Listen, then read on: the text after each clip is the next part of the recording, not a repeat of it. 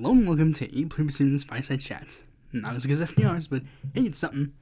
Now, if you notice the thumbnail and remember the poll I asked you to do, you'll notice that it's not who you guys asked for. In fact, very few of you even remotely asked for this person. But I'll tell the story of what I was going... basically, here's what I was going to do. I was going to do the person that you requested, but then something happened that made me think I want to tackle someone else, and I was going to do them instead. But then something happened which made me change my mind again, and then go to talk about this person. In case you were wondering, it was originally going to be Hassan Piker, but then I was going to talk about Kim Iverson, but then I decided to talk about this person, because honestly at this point I think it's just best if I do them now, and that way I won't have to linger on over them for a million years. Now before we get into that, let's get right into the news. First, we're going to be talking about this interesting headline coming from NPR of all people. Take a listen to the headline.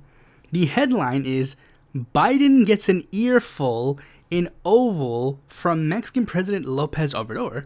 Now, this article goes on to talk about how recently Joe Biden and Mexican President AMLO have recently met to discuss certain things.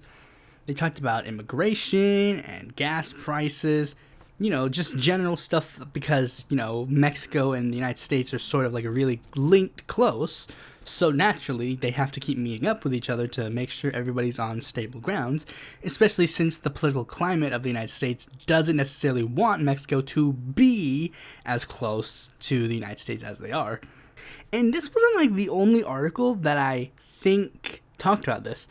This basically, what happened in the meeting was that AMLO said some things that were a bit critical of Joe Biden and was basically using his own leftist rhetoric to Joe Biden's face, saying stuff like, oh, in Mexico, our gas prices are extremely low because we nationalized our petroleum industry. In fact, it is so low that we've actually started selling gasoline to Texans on the border. And AMLO even suggested that Biden should ease some immigration policies as an effort to try and tackle inflation. Basically, he's saying, you know how the United States basically thinks that they can control the entirety of Latin America, right? Well, basically, AMLO's doing a role reversal because now a lot of cards are on his table. Now he's like, we could sell you some petroleum, it's pretty cheap. Ours is pretty cheap, man. You let in some Mexican immigrants, and that might ease your inflation problems, and that might help us out a little bit too. Maybe you can nationalize your petroleum industry. Basically, AMLO is I got Biden in my grasp right now, and that is why that thing is worded such negatively, because every time that the Latin American leader thinks that they have the power in the relationship, the U.S. media is trying to run around the world going, oh, this is bad, this guy's getting a bit crazy. I'll reiterate, hands off Mexico, even though it's very unlikely that the U.S. will play an active part in trying to get rid of AMLO because, too close to the United States, and I think Biden's foreign policy in regards to Latin American leaders is generally going to be a lot more positive.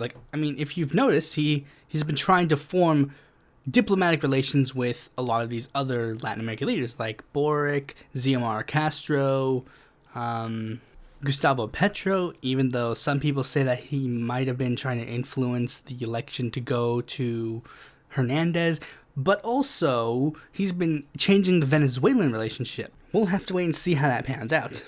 Speaking of things that we no longer have to wait to see how things pan out, Uvalde shooting. Oh boy, more Uvalde shooting news.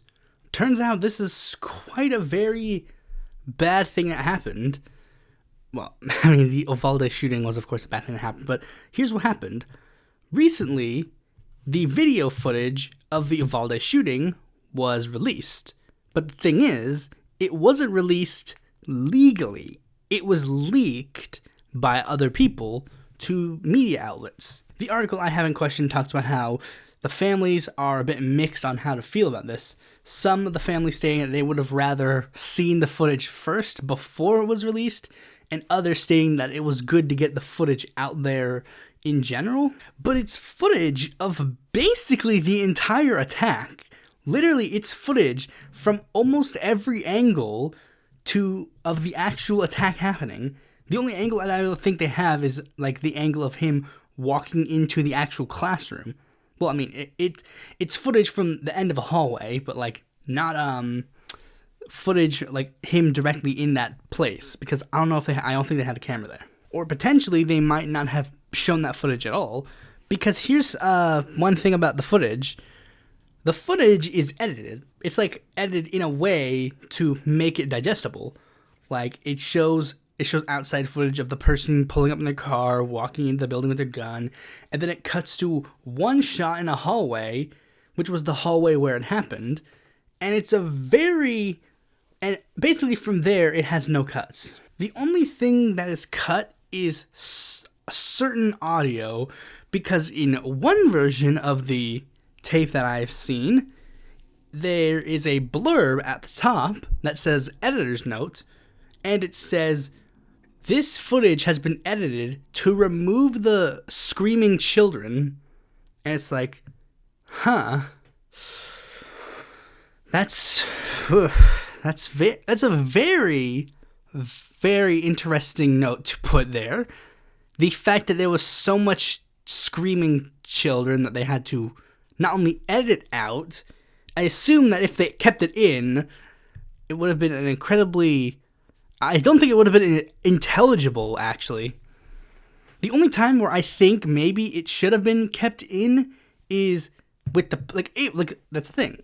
Since the audio of the children screaming is cut out, we don't know like when the children were still screaming or not. Because I mean, what if the children were still screaming when the police officers were there? Then that would probably put a lot more people on against the police officers. But I'm also going to take a wild guess and say that the people really don't want to hear the footage of not hundreds, I don't remember how many children died, but like a lot of screaming children. Like that's obviously going to be a very depressing thing to hear. In fact, there's one thing of the footage that is interesting, at least in my eyes, but that's because I'm weird. Like the footage, the person walks into the building, like they enter the building, they turn to the classroom that they're going to go in, and as soon as he turns and then goes halfway down the hallway, a kid walks up from the other side of the camera and is like turns to go down the hallway, and then that's when the shooting starts happening. I don't know the particular situation with that kid, but I was going to use a very bad turn of phrase, but if he showed up literally 1 second after he did, and of course I'm talking about it in this way, but I'm not getting into the part of the footage that is very prevalent. It's the fact that the cops, there were like a ton of cops, like just seeing that visual is weird. A ton of cops sitting there doing nothing in this situation.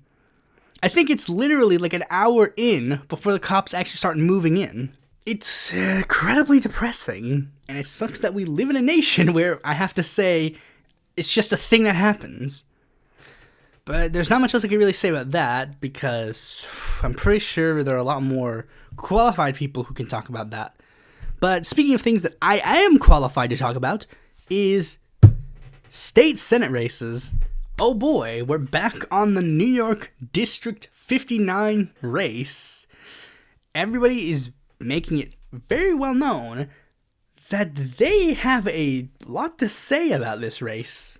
This race has turned into an all-out war, essentially.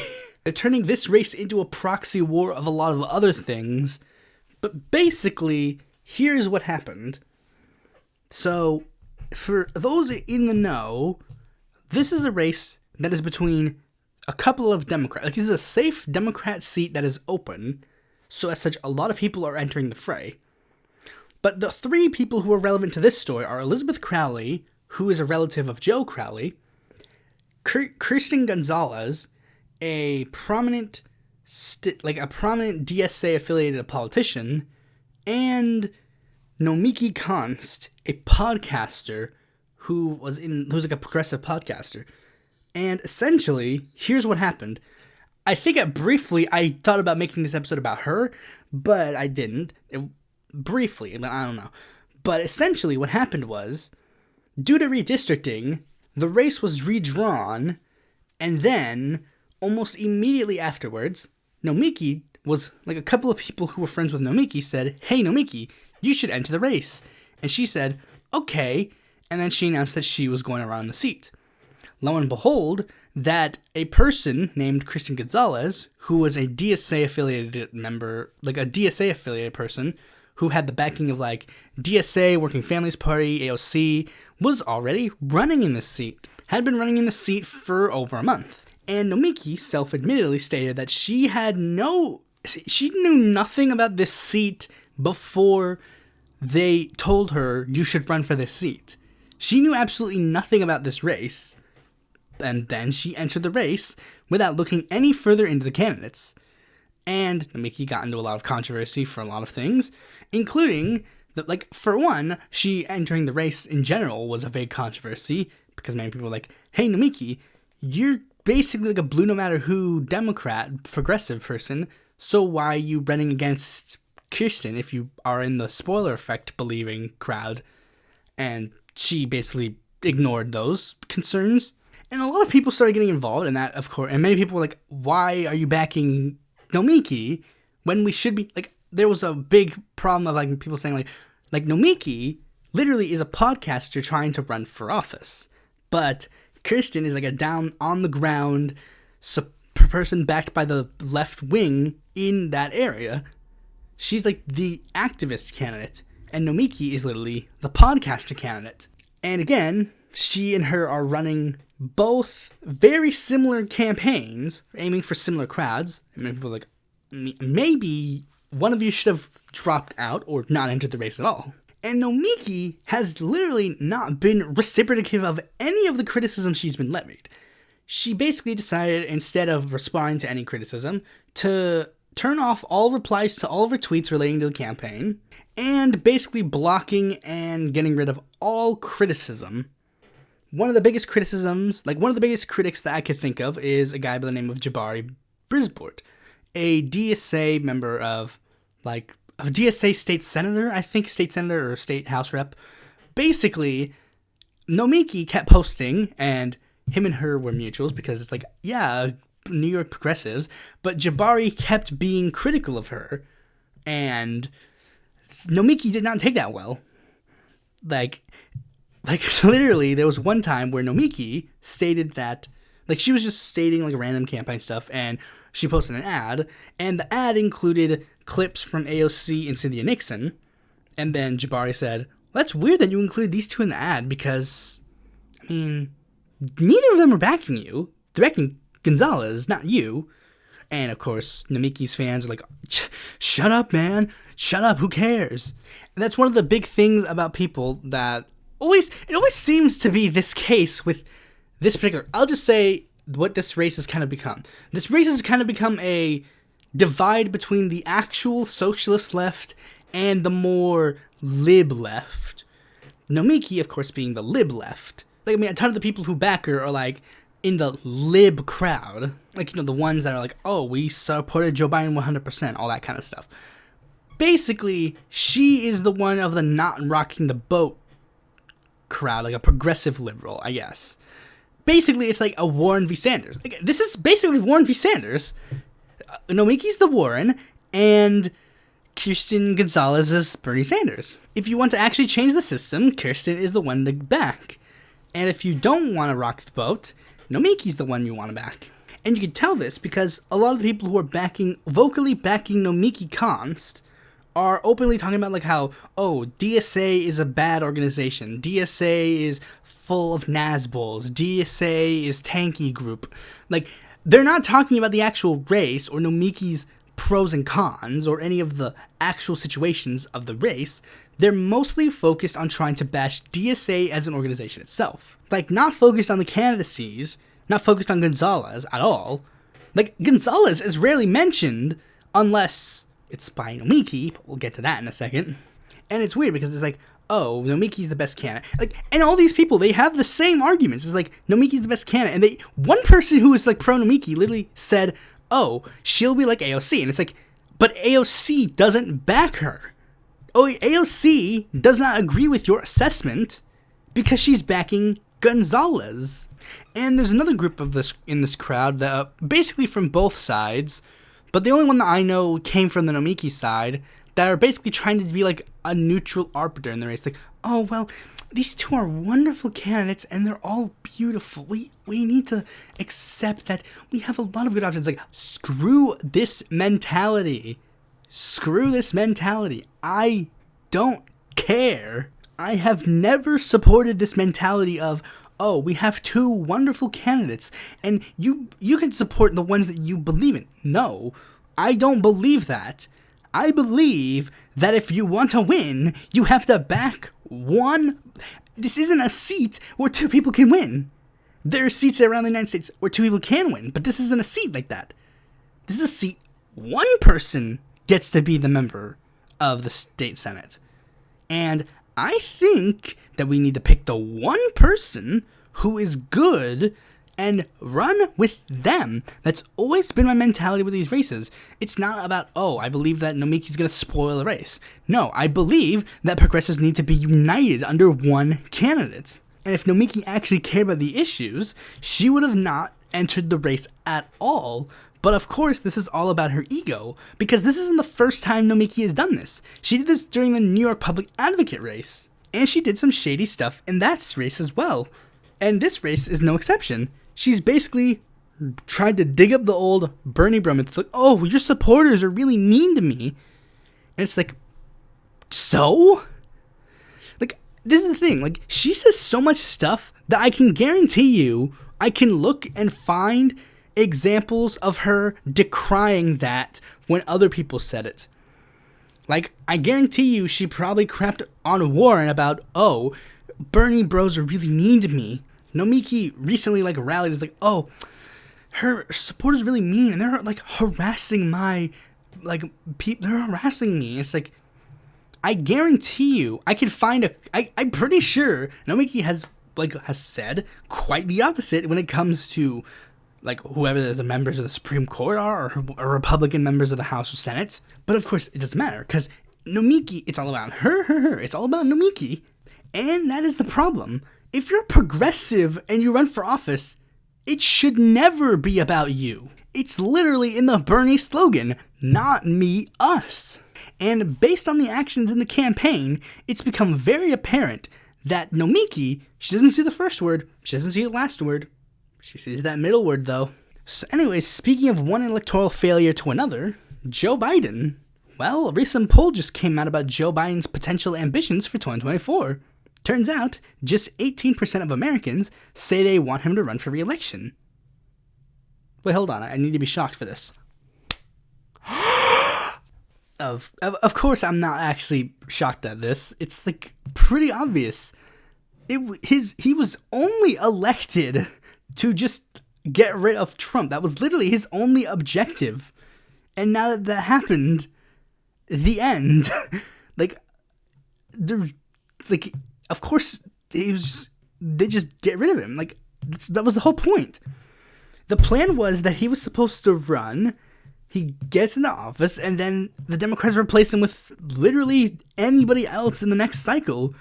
But the thing is, of course, Biden doesn't see it that way. Biden literally thinks that the reason why he won was because he was the amazing, wonderful Joe Biden, and that he has to do everything in his power to keep that in office. But it's like, dude, nobody cared. Like, I mean, it didn't even, it's hard to even put this into words, because this seems like a pretty obvious thing, but even at this point, it's starting to become less obvious because even other people who agreed with this sentiment are also thinking maybe they will run again.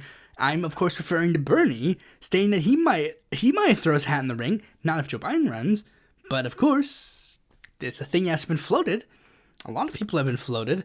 Jon Stewart, like, literally, a lot, like, we're basically, like, this is the best part of, like, the presidential the presidential election.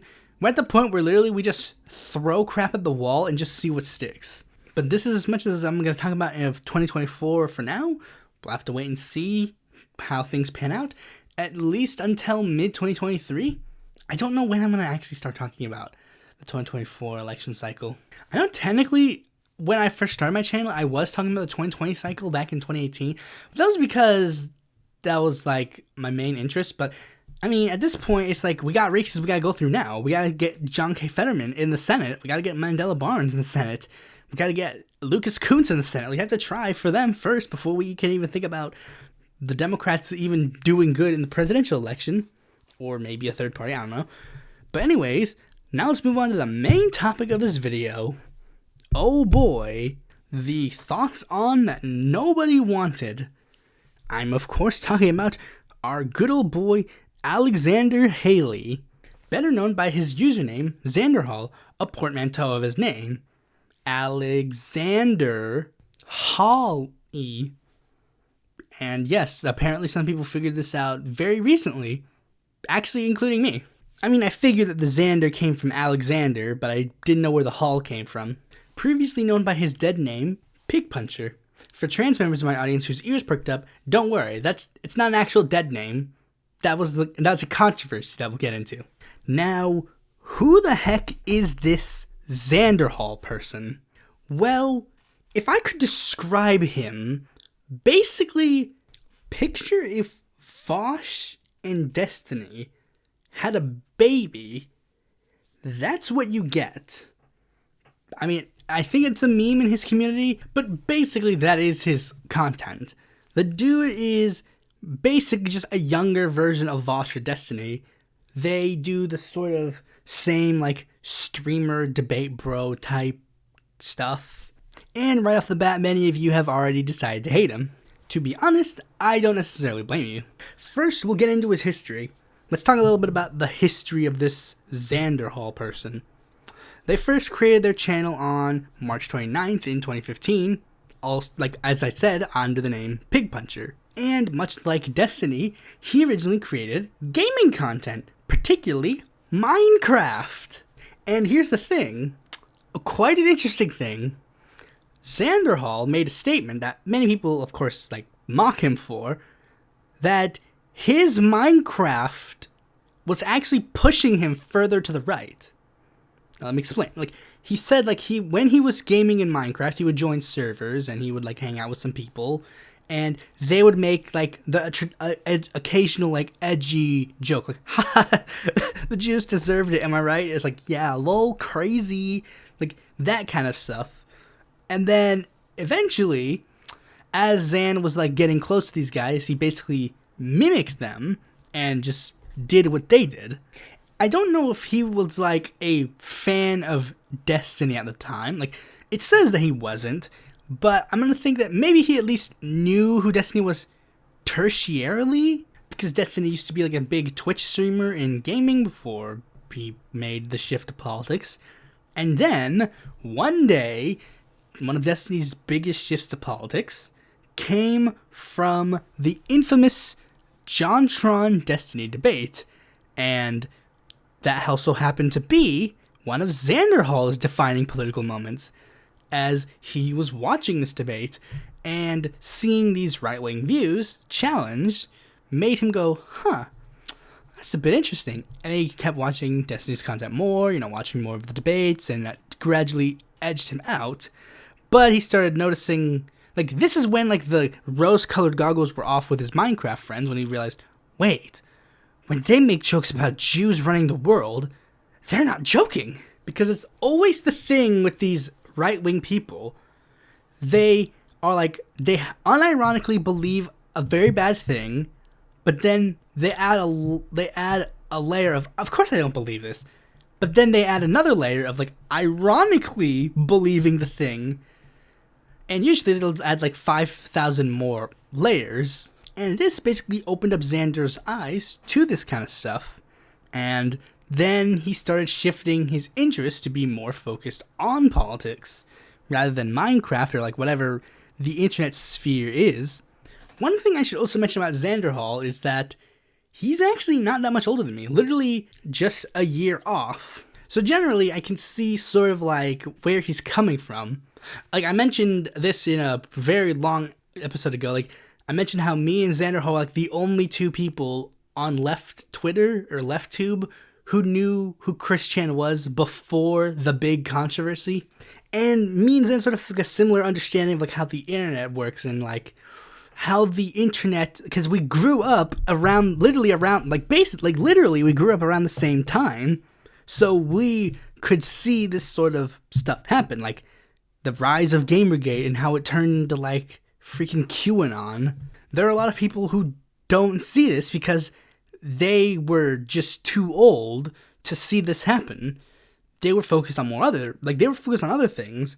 Like, they were our age when it happened, and now they're in their like 30s, but we were like young when it began, and we could see this was part of our culture essentially. Like, older people's culture was like old people stuff, like watching TV. Our culture was the internet. We were bred in it. And Xan is sort of the stereotypical example in my head that I can use to explain, like, how could people be bred into this far-right people, and how can they easily be turned back into it? Because there are a lot of older leftists that literally do believe that, and a lot of leftists who are, like, younger than us, that are like, if you're a fascist, you're our fascist forever, and there is no going back. But since me and Xan grew up around the same time period, it's like, we get it. I could see the left-wing content creators, like, I grew up seeing left-wing content creators literally saying, point blank, Lawrence Southern is a great journalist. I saw this happen before my very eyes, and Xan was one of the people who fell for the trap. The only reason why I didn't fall for the trap is literally because I'm not white, so I wasn't able to easily be like, yeah, I mean, black people just generally do have an inferior gene. Like, I didn't get to do that because I was a minority, so of course I didn't quite pan out to try and push me into believing that kind of stuff. But I could see it happening, even if it wasn't quite there. And I mean, I don't know, like, the ins and outs, because, like, I'm getting this, like, from a very basic, very basic wiki, but I'm pretty sure I was more radicalized before Xan was, because from what I'm seeing, it's like Xan was radicalized when he was I started getting into sort of politics and that kind of stuff when I was 14. Like, that was when my interest for it was starting to happen. And I think Xan was like a bit older than that. I would say maybe 17 or 16. I have to factor in again, he's like a year older than me, but like generally like a bit later. Granted, I was basically like a liberal when I was 14, but like, as you can tell, like, I'm saying, like, generally, it was another reason why I wasn't as susceptible, because, like, of course I wouldn't sub to, like, freaking Hunter Avallone because he was a conservative and I wasn't. Which is weird because apparently from this it's claimed that he's supposedly more radical than me, which, I mean, to be fair, I don't necessarily see that. Like I was reading on this wiki and it's like Xanderhal identifies as an anarchist, and I was at first like, there's no way. I thought that was like a complete misnomer, because I remember explicitly he said something about like how he was like a democratic socialist or like a social democrat or something like that. He said something like, it wasn't like explicitly anarchist, but he was like definitely like on the left. But it was like, it's like I looked it up beforehand to like verify, like, does he actually say he's an anarchist? To which he says, yes, he is an anarchist, or at least that's what he says. But it's like, I don't know about that, buddy. Like, he's definitely way more radical than Destiny is, but I don't necessarily believe he's, like, further to the left than Vosh, and even then, it's like, take that with what you will. If you're like one of those like people who doesn't even think Vosh is leftist, it's like, well, there you go. Like, I mean, the dude spent his time arguing that the Afghanistan withdrawal shouldn't happen, and it's like, really? Like, that is supposedly your, like, and this is another thing, like, this is a somewhat different tangent, but it's like, it's one of those things where people say, people on the internet definitely don't quite get labels. Like, I mean, you see this criticism with Vosh when he's like anarcho-Bidenism, anarcho-NATOism, and it's like, are you even taking it seriously? This is literally Paul Compaball stuff. Oh, you're an anarcho-fascist. You're an authoritarian anarchist. It's like, do you not get labels? But I mean, I guess I shouldn't be too critical of this. If Xan identifies as an anarchist, then I guess he's an anarchist. But anarchism is like an incredibly stupid ideology, and I really don't get how people can actually identify as it. I mean, it's not even like it doesn't even say like he's like an anarcho-blank, like a specific type of anarchism, but it's like he just says, oh, I'm an anarchist. It's like, presumably he means a left-wing variety, but it's like, what if he means ANCAP? I don't know. But that's a subject for another episode. What about his actual content? Well, I mean, I did briefly attempt to be a fan of Xanderhal's, you know, like, the idea of like, oh, people, like, younger people on the left on the internet should stick together, that kind of stuff, but it's like, I'm already a fan of Vosh, why would I watch this? Like, I mean, if I saw Xanderhal first, I probably would have said the same thing about Vosh, like, oh, I'm already like Xanderhal, why would I watch this? Especially since their type of content is not really one that you can really get that much of a different interpretation to. Like, I mean, if you want a more explicitly left-wing version of Destiny, just watch Vosh. You don't need to watch Xan. Like, Xan doesn't have anything that sets him apart from the rest.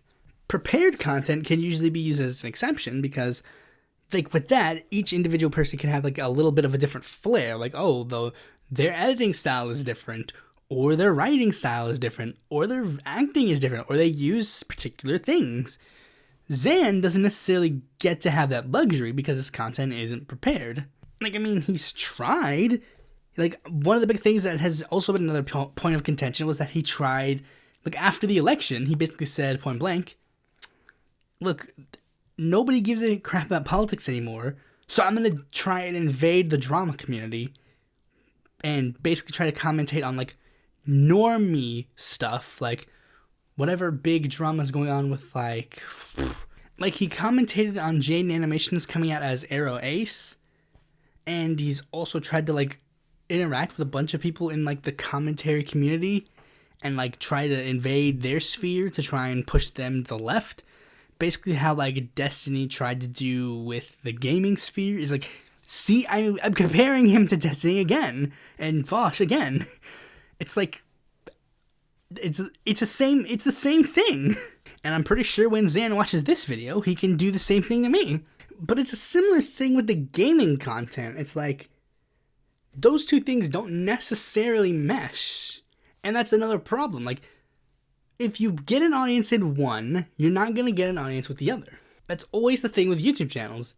If you have an audience with a particular type of content, you can't just change that content to be something completely different. Like, if I said tomorrow, like, this content will not be about politics anymore. I will instead only talk about the Pokemon card game. Like, I'll still do the editing, I'll still do podcasts, but the content will now only talk about the Pokemon card game. I guarantee you, a bunch of my people in this crowd are gonna vamoose, if they even know they're still watching. But essentially, the same thing is sort of with this. If any new people join in when he talks about, like, Jaden Animations, or Turkey Tom, or whoever else, nobody's really going to talk about him. Like, nobody's really going to care when he talks about the big ramifications of the geopolitical sphere of the Ukraine-Russia war. And people who care about the latter are not going to care about the former. That's usually why when content creators sort of try to branch out like this, they'll usually create a separate channel because it's better to just start from scratch rather than trying to push this kind of content on the channel they already have. Not saying that there can't be times ever where it doesn't intersect, but he doesn't really use those opportunities. And of course that could kind of stem from the fact that, again, he mostly streams and doesn't do like edited content or prepared content, that kind of stuff. Like, one of the big things that he's been trying to push for and trying to like make it known is that the potential of like a Gamergate 2.0 happening. I haven't looked further into it, but I will at one point, and that will probably make a podcast of itself because I just saw Xanderhal talk about this at one point, and I'm like, okay, I don't know. I didn't watch the full thing, but I will at one point, and again, it might make a video of its own. But again, like, do stuff like that, like, try and actually use this sort of, like, political internet overlap to talk about these sort of issues. Like, maybe when it was more prevalent, he could have shown an example of the alt-right pipeline. Like, do an experiment where, like, he creates a new YouTube account and then only watches right-wing content, and then just see how far it goes. Make a video sort of talking a lot more in depth about Gamergate, especially since we have the element of hindsight. Do stuff like that. But anyways, we've talked about that a lot, so let's get into some of the controversies. I say some because I really don't want to talk about all of them. The only ones that I really want to mention are, I guess, the one that I brought up earlier, Pig Puncher. You see, there was a controversy because someone called him Pig Puncher, which is his old username, and he made a joke saying that it was a dead name, and that was essentially it. There was also a controversy where Xanderhal's, I think, if I remember correctly, it was Xanderhal stated that he believed that PhilosophyTube was trans, and then the day of PhilosophyTube coming out as trans, Xanderhal was like, I knew it! And everyone was like, dude, what the heck are you doing? And he was like, yeah, that was kind of a stupid move. There was also another controversy where he invited Lauren Southern on his show, and the pretext was that he was going to talk about her new book, but in reality, his whole point was like he was going to get her and like do a debate with her, like, haha, you're so evil, transphobic. But apparently, Xanderhal, like, he was so ready for the debate and yet not ready at all. Like, this was supposed to be like, this is my JonTron moment. But it was not even remotely close. I didn't even watch that one because, like, I didn't care. Like, that was long after I unsubbed from Xanderhal because it's, again, like, I don't, like, it's hard to say. It's like, generally, I also just don't necessarily like the debate content anymore. I've generally just grown more accustomed to the problems. Maybe this is one of the debates that caused me to see that. But, like, like, from what I did see of the debate, basically, Xan kept trying to bring stuff up from Lauren Southern's past, and she kept saying, like, I thought we were here to talk about my book. I thought we were here to talk about my book. Like, easily just the big deflection and clearly just kind of ruining his whole argument because his whole point was that he was going to start with that. Like, oh, yeah, you're racist. But she's like, well, we're not here to talk about that. We're here to talk about my book. And it's like, oh, yeah. But if you know anything about Xanderhal, there are really only two controversies that are worth talking about. The first one is one that's been rehashed a million times, even though it's quite old. The sex cult drama. For those who don't know, Xanderhal, being a huge Destiny ripoff, was inspired by a joke in the Destiny community that Destiny has a harem, and since he's a young 20-something person, he was like, I need that, and joked around that eventually he would get his own harem and it would be bigger than Destiny's. And also, since he was a dumb 20-something-year-old, he thought it'd be a good idea to have an NSFW section in his fan Discord server. And as you'd expect from a horny 18 to 20-something-year-old, things went south really fast. And one of the things that sort of went south was that he invited people who didn't care about his content into his fan Discord server to specifically go in this NSFW section.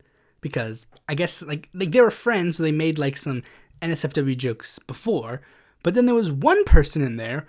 I don't remember if they were also one of Xan's friends prior, or if they were a fan who basically joined in with this group. But basically, this one person basically heard Xan and the rest of the girls making jokes about like, oh, haha, Destiny's harem, I'm gonna have a bigger harem. And then she took it 100% serious. And at one point, she created a separate server specifically with the intention of being Xan's harem, unbeknownst to Xan, because he was a dumb young adult. He was just like, haha, she's joking, right? You know, fitting in with the stereotype of a young man not really getting the hint when a girl is clearly into them. And I'm pretty sure she wasn't helping her case, because it's like, she legitimately is like, we're gonna start a harem together. And it's like, what else could he expect her to? Of course he thought it was a joke. And then, at one point, in this separate server, Xan woke up and discovered that there were a ton of tagged messages with him. Well, it was technically tagged everybody, but basically, this girl had a meltdown in the server and had banned a couple of people, and the reason why was because there was a fight over Star Wars shipping. Yes, that is true. Basically, she was a fan of Reylo, which is the ship between Rey and Kylo Ren. Meanwhile, there was another person in the server who I guess spoke favorably about the idea of Rey and Finn getting together, or at the very least just expressed some problems with the fact that some Reylo shippers were basically doing a lot of racist stuff towards John Boyega. And this girl was like, don't you dare insinuate I'm racist, and then banned her, and then got extremely mad, and then Xan was just like, okay, peace, I'm out. And everyone in the server, with the exception of her, made the unspoken agreement of, yeah, we're just not going to talk to this girl ever again. And then the girl was just like, hey, can I please come back in the server? And they're like, no. So then this girl decides to not only go to the vast world and present her skewed interpretation of events as fact, but she also decides to skew them even more so, basically saying that Xanderhal was orchestrating the whole thing, that it wasn't her ever misreading any labels, misreading any potential flirtations or anything of the sort. No. It was all Xan manipulating her in order to do this. And unfortunately, there are a lot of people on the internet that just basically ran with this story without even batting a second glance. The most prominent person being ThoughtSlime, who really hates debate bros and jumped on the accusations without any further scrutiny.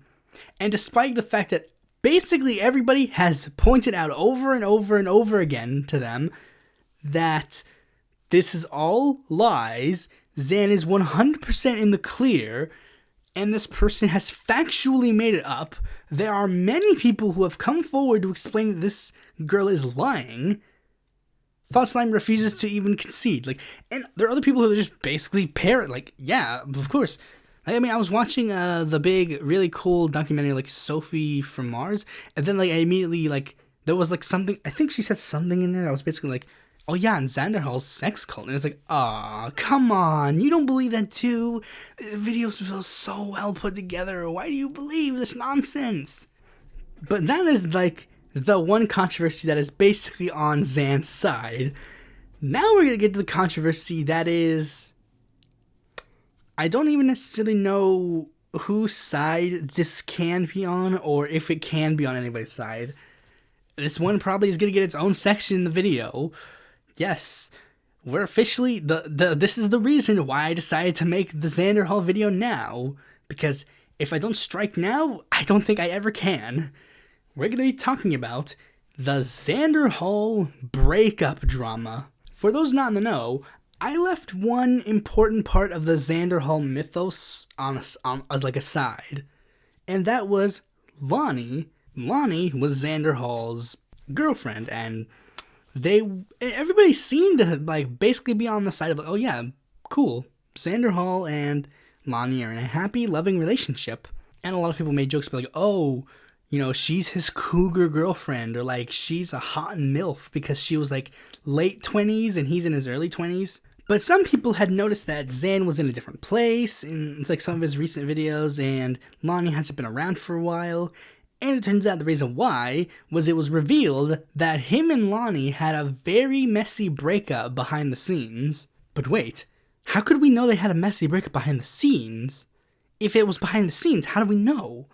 Well, that's because Lonnie recently posted a twitlonger explaining basically why she was absent, revealing that Xanderhal had broken up with her over text message and kicked her out of their house, stole her cat over accusations that she was cheating and was stealing his money to feed a drug addiction. And Lonnie even goes over some like shady things that happened. Like one of the big things that happened was that she was arrested, and then during the time she was arrested, Xan turned the keys over to the landlord, and due to that, the landlord changed the locks, and due to that, Lonnie, all of Lonnie's stuff was locked into their apartment, and she couldn't get it out, including her parents' ashes. She stated that the reason why she even made the twitlonger to begin with was basically to reach out to Xanderhal, because Xanderhal had basically refused to communicate with her at all, and anytime they did communicate, Xanderhal basically ignored any pleas that she had, and instead talked about himself.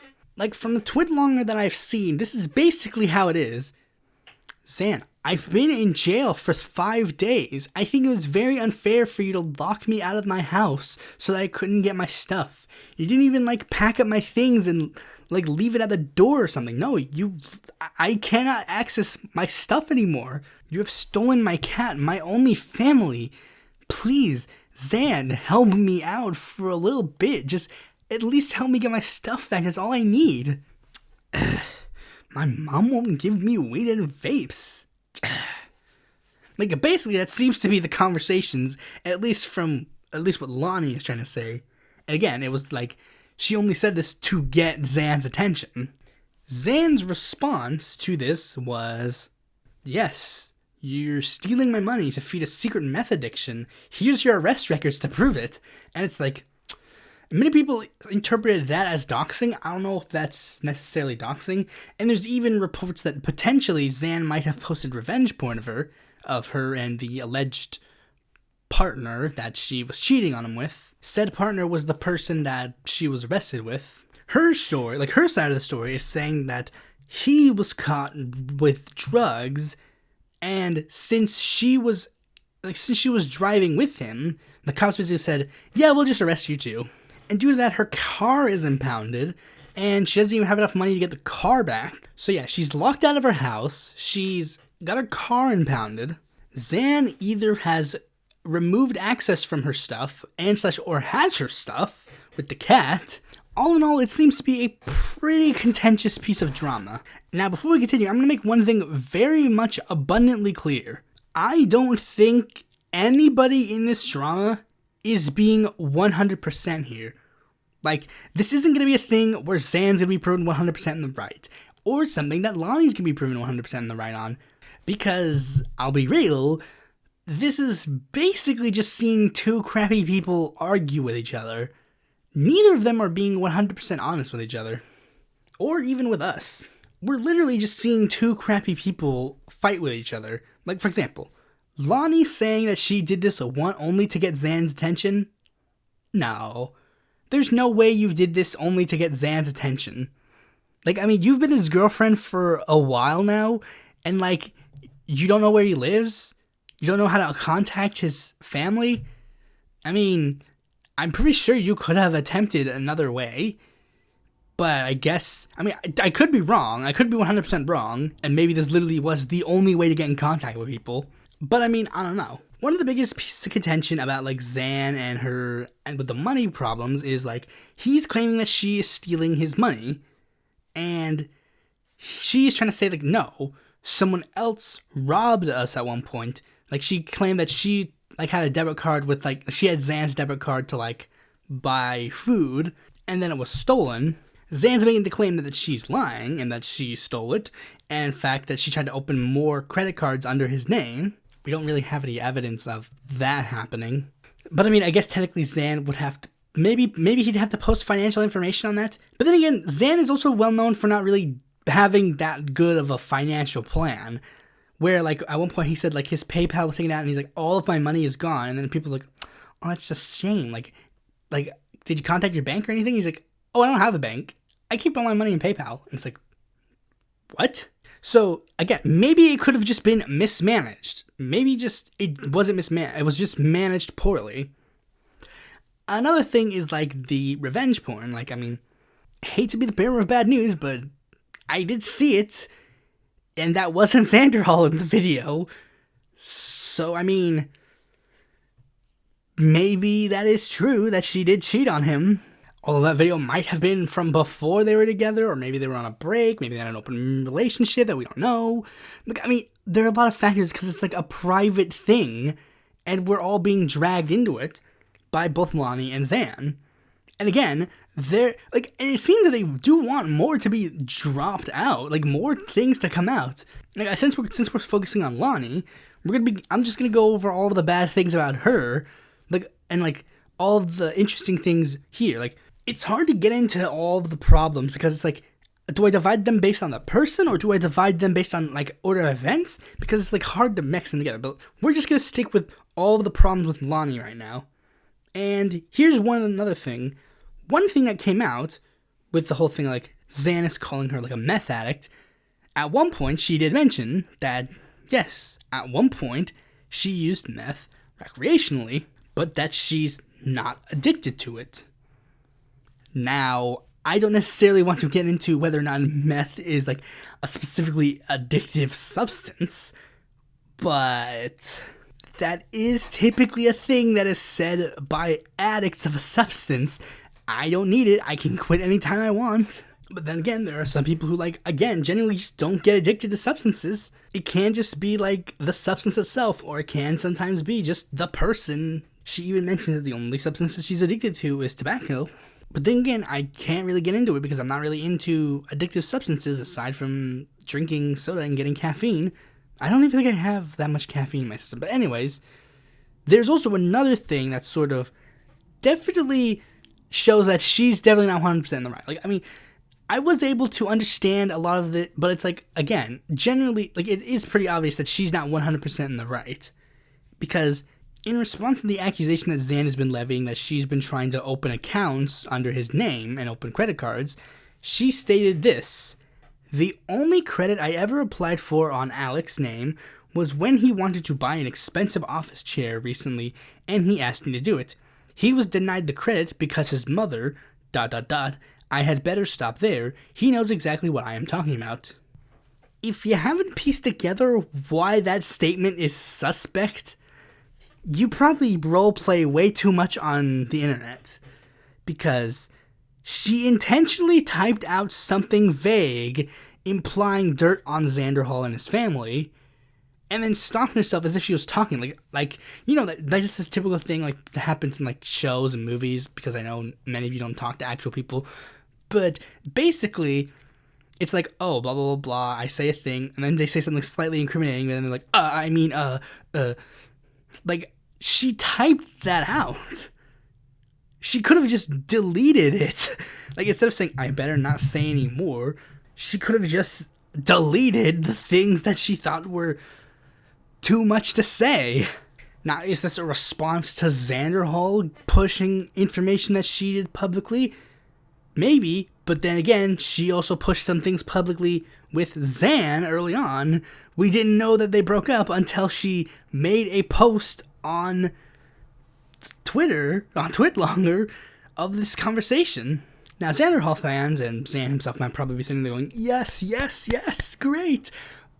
But here's the thing. Xan is not innocent either. Xan is, like, far from innocent. In fact, at least in the online sphere, he's doing way worse. Like, even with the IRL stuff, Xan is definitely looking so bad with this.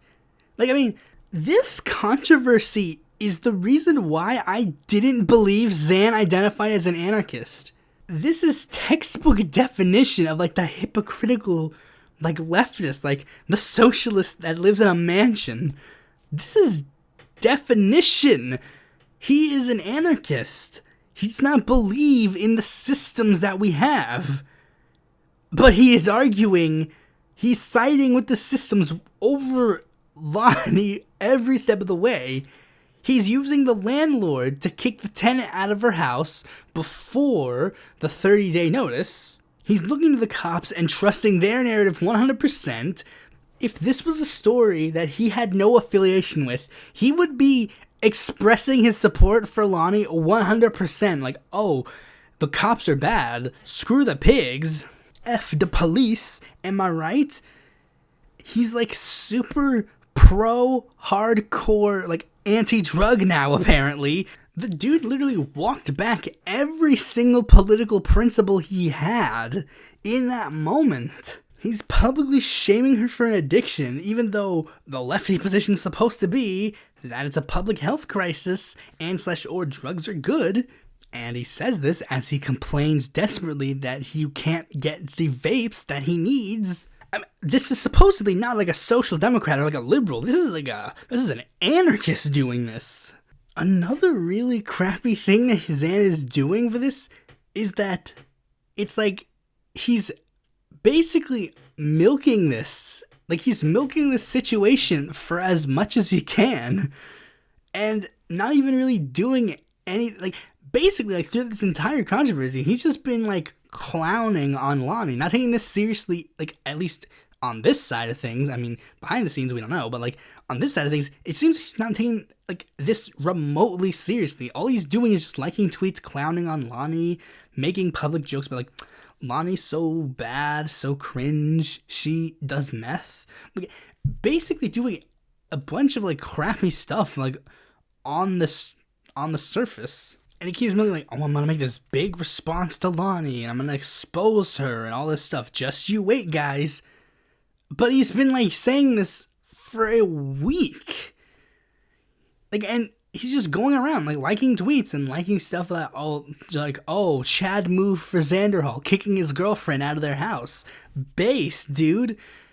Like, Xan is not even remotely taking this, it doesn't seem like he's taking this seriously at all. And I think this clip from, like, a Chud Logic thing that he came on, like, I think this actually kind of proves it. Well, now you better believe I'm pressing charges. She's going to prison. Man. She's going to prison.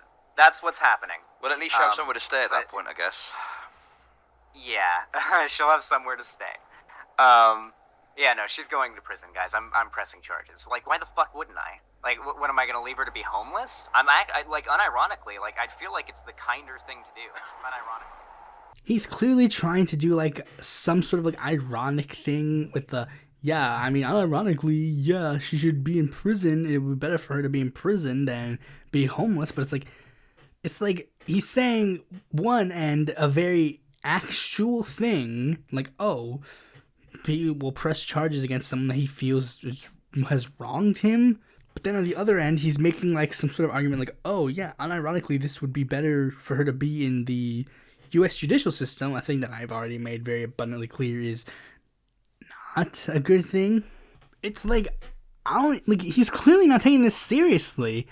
Like, it's been a week since he's been saying, like, oh, yeah, I'll make a video for it. But it's like, the dude, all he's doing is just laughing and trolling along. And it's like, I mean, if he's in the right, I don't think he is, then I guess it would make sense for him to be clowning around. But it's like, I don't think he's in the right because objectively, it just doesn't seem like that's the case. Based on his actions and based on what's going on, it doesn't seem like he's in the right. Neither's Lonnie. We're literally just seeing two bad people argue with each other. But anyways, that's pretty much all the clout chasing I can do for today. Thanks for watching this video. Be sure to like, comment, subscribe, and click that bell to notify if a future video comes out. And if you're interested in more content from me, you can go on my website, follow me on Twitter, join my Discord, check out my articles on the Independent Political Report, or consider supporting me on Patreon.